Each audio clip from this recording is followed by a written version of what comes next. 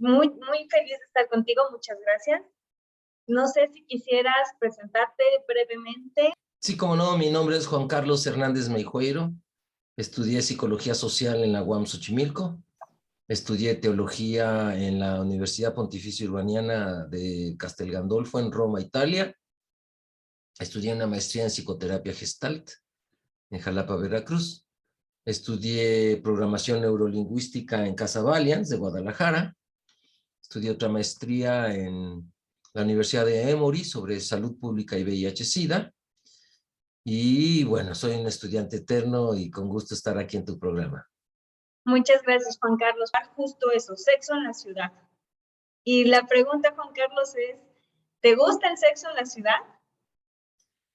Sí, me gusta el sexo en la ciudad, sobre todo lo que le llaman el cruising, que es la posibilidad de tener sexualidad un poco a escondidas, porque está prohibido, legalmente es faltas a la moral, pero sí se ocurre el sexo en la ciudad en lugares de encuentro donde casi siempre solo es conocido por la gente que le interesa. Oye, Juan Carlos, ¿por qué crees desde tu experiencia y todo tu conocimiento que hoy en día nos sigue dando pena, vergüenza hablar sobre sexo tal cual? O sea, es un tema que sigue siendo tabú. ¿Por qué consideras que esto pasa? Yo creo que hay una herida en el inconsciente colectivo, porque hablar de sexo implicaba desafiar a la Iglesia Católica o a las iglesias cristianas en general, y esto era pena de muerte o tortura. Entonces era inmediatamente declarada o declarado como hereje o blasfema, que implicaba pues la falta de respeto a las leyes de la iglesia, donde el sexo por placer era prohibido, era condenado, solamente era permitido el sexo para la procreación entre pareja hombre y mujer y casados. Entonces, yo creo que esto se ha quedado en el inconsciente colectivo y es entre vergüenza y miedo lo que da, porque pues puedes ser excluida o excluido si alguien te escucha y no está de acuerdo contigo. ¿Qué consideras que tendríamos que hacer como sociedad para quitar o cambiar ese consciente colectivo del cual nos mencionas y que justo como resultado sea pues una apertura hacia nuestra sexualidad ya sin tabú, sin miedo, sin prejuicios, porque pues estaríamos cambiándolo? Yo creo que es la educación sexual integral. Ok, ¿nos puedes detallar un poco más sobre ella? En primer lugar, atrevernos a hablar de sexo, transgredir esa prohibición, romper esas reglas que nos impusieron donde eras castigada o castigado socialmente de alguna manera si lo hablabas, porque hablarlo simplemente era como proponerlo. Todavía hay gente que dice, no, a los niños o a los menores, a las menores no hay que hablarles de sexo porque van a ir corriendo a hacerlo. A ver, no. Hay estudios muy concretos, cito ahora a la doctora Susan Pick, que elaboró todo un manual de educación sexual para adolescentes que se llama Planeando tu Vida, donde antes hace una investigación y, oh sorpresa, mucha gente que está consciente de los riesgos que implica una sexualidad sin respeto y sin responsabilidad, aplazan su primera vez, la posponen. En vez de que esto acelere las ganas de, como ya saben que la consecuencia puede ser un hijo, una no deseada, o una infección de transmisión sexual, pues la piensan más. Entonces, yo creo que una de las cosas que hay que hacer es hablarlo, la otra, estudiarlo.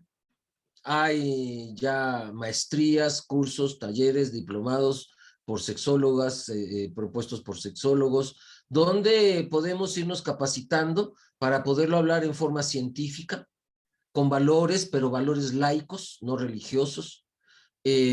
También es importante que sea donde estos valores implique el respeto a la diversidad, pero también la equidad de géneros. Entonces yo creo que si nos vamos atreviendo a hablarlo desde un conocimiento y además en integralidad. ¿Qué quiere decir educación sexual integral? Que implica cuerpo, mente, espíritu y la cuestión psicosocial, que habla de todos los elementos que están implicados en la sexualidad.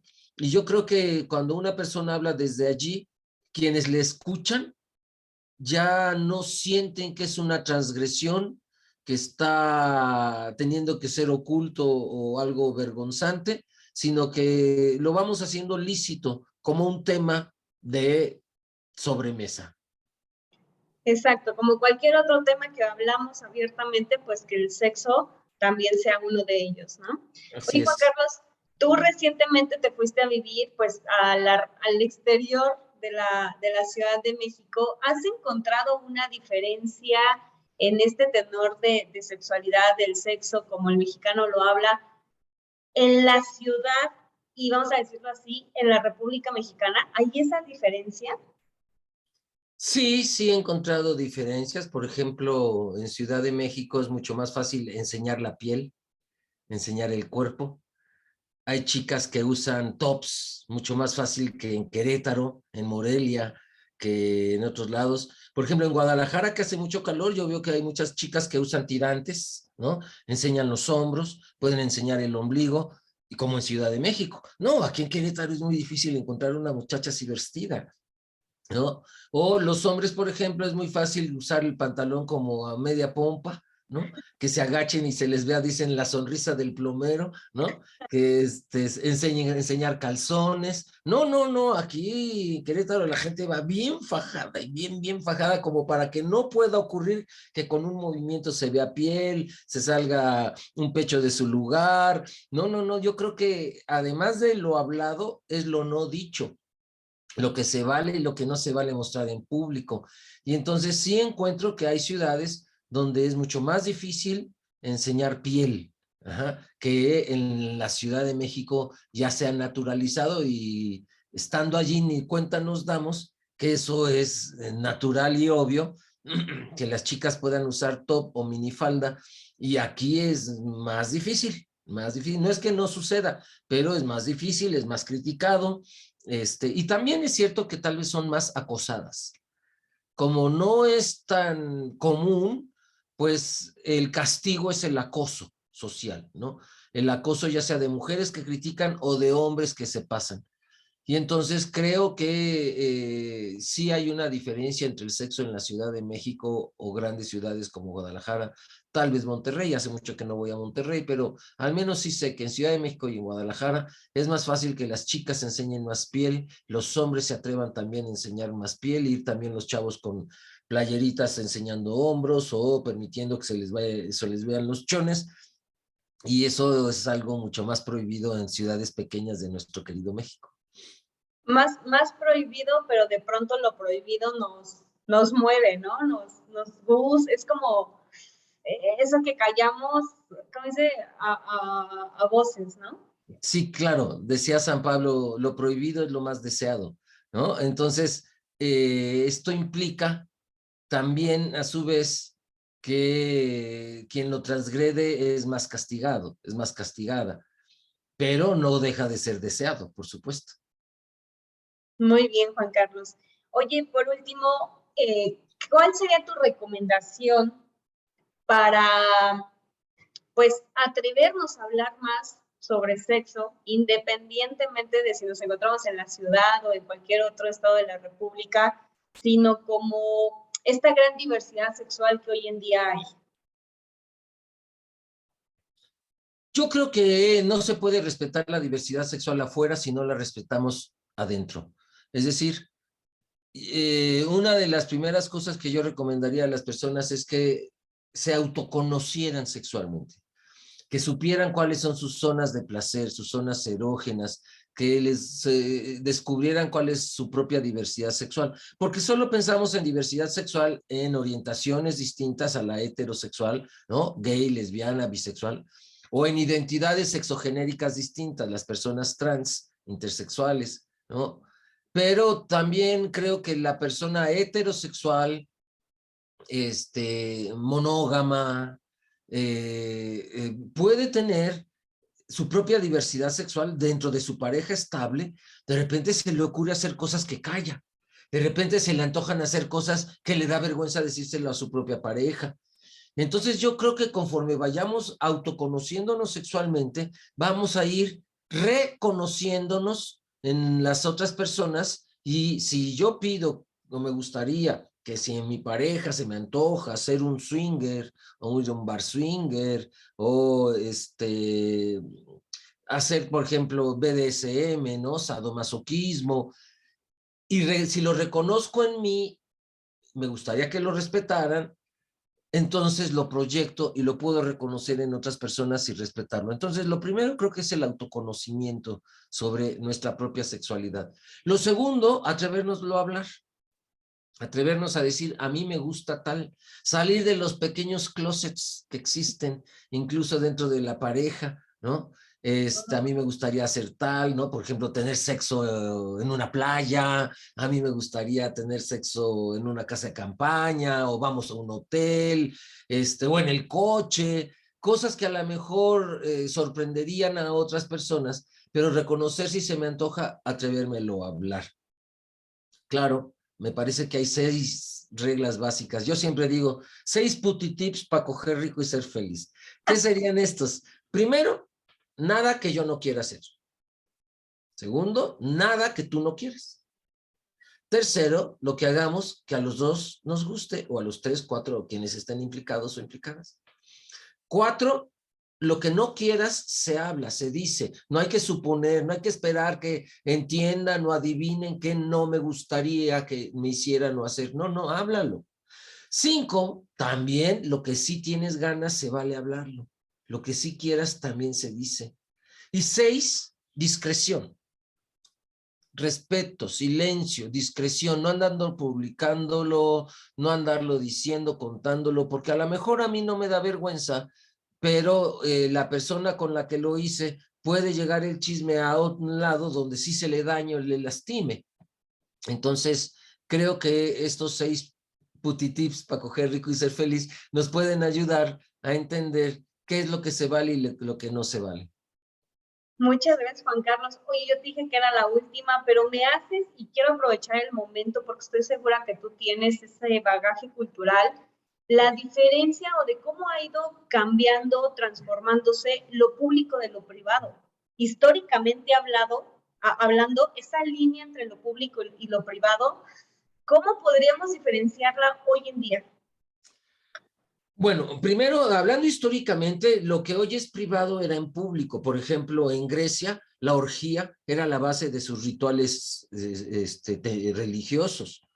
Ellos creían, en Grecia se creía que en el orgasmo, el alma, porque los griegos, aunque fueran ateos, creían en el orgasmo el alma sale y vuelve y regresa a la estrella de la divinidad donde fuiste creada o creado. Ahí tu divinidad le encanta ver de regreso a tu alma y la llena de alegría, de salud, de dones, de abundancia, y te la regresa al cuerpo, y en esa sensación de, ya regresé, el alma le da al cuerpo todo lo que tu Dios o tu diosa le regaló en ese viaje a tu estrella. Y entonces ellos lo hacían en grupo. No existía la monogamia en los pueblos precristianos. Hacer sexo, tener sexo, relaciones sexuales con una sola persona toda tu vida, o sea, la monogamia la inventa la Iglesia Católica, el cristianismo. Ni en Grecia eran monógamos, ni los judíos eran monógamos, ni los romanos, ni los egipcios, ni los babilonios, ni los aztecas, ni los mayas. La monogamia es un invento del cristianismo, pero además se valía hacerlo en público. Es decir, no es que se valiera, era normal hacerlo en público. Cátulo le escribe una carta a su amigo Catón y le dice, fíjate que iba por las calles de Roma y encontré un chico penetrando a su chica. Me excité, y le añade, naturalmente. Y entonces los dos me llamaron, yo penetré al muchacho mientras penetraba a su chica, y cuando terminamos se despidieron alegremente de mí. O sea, bye, hasta la próxima. Y entonces uno dice, eso pasaba en las calles de Roma, y la policía no tenía nada que ver. No tenía por qué intervenir, porque no era algo prohibido. Ajá. ¿Cuándo se hace prohibido? Cuando por eso la iglesia decreta que te puedes ir al infierno eternamente por tener sexo por placer y no sexo solo reproductivo, y entonces lo que es pecado, Constantino y los siguientes emperadores cristianos lo van a hacer de pecado a delito. Y entonces sí se inventa la policía de la moral. La policía de la moral que hoy en Irán llevó a una chica por no estar usando el velo bien puesto y la mataron, existía en la iglesia católica y en la iglesia cristiana. Y entonces tenía derecho a entrar a tu casa a ver si estabas teniendo sexo con tu esposa o tu esposo y no era reproductivo, o si estaban desnudos, o si estaban haciendo algo con placer. Y entonces se hizo privado. Pero además el Código Napoleónico, siglo XIX, inventa el concepto de privacidad. Es decir, lo que tú hagas en tu casa, la autoridad no tiene derecho a entrar, la iglesia mucho menos, a ver qué estás haciendo mientras no sea un delito. Y entonces, mientras no sea un delito, tú puedes tener los deleites que quieras, con quienes quieras, adentro de tu casa por este nuevo concepto que se innovó en las leyes de países laicos, que es el derecho a la vida privada, solo por orden de un juez. Si se comprueba que estás cometiendo un delito, puede entrar la policía. Y entonces, a partir de allí, la sexualidad queda en el ámbito de la vida privada. ¿Por qué? Porque en lo social, aunque ya la Inquisición no mandaba, aunque ya la Inquisición no era quien tenía el poder de declararte delincuente, sí te podían llevar al manicomio. Por ejemplo, los homosexuales, las lesbianas, las personas trans, en las revoluciones francesas, decían, bueno, ya no los vamos a matar, pero ¿qué les hacemos? Son raros, ¿no? Son raras. Pues al manicomio, lugar de la gente perversa, diría Michel Foucault. Y entonces, como todavía en lo social hay el juicio de los vecinos, las vecinas, las personas, que todavía ese juicio tiene que ver con el moralismo cristiano, dentro de tu casa tú puedes hacer lo que se te dé la gana, mientras no sea un delito, la policía no tiene derecho a entrar, los vecinos pueden juzgar si te están espiando, si te están viendo, pero no pueden hacer nada en contra de lo que estés haciendo allí.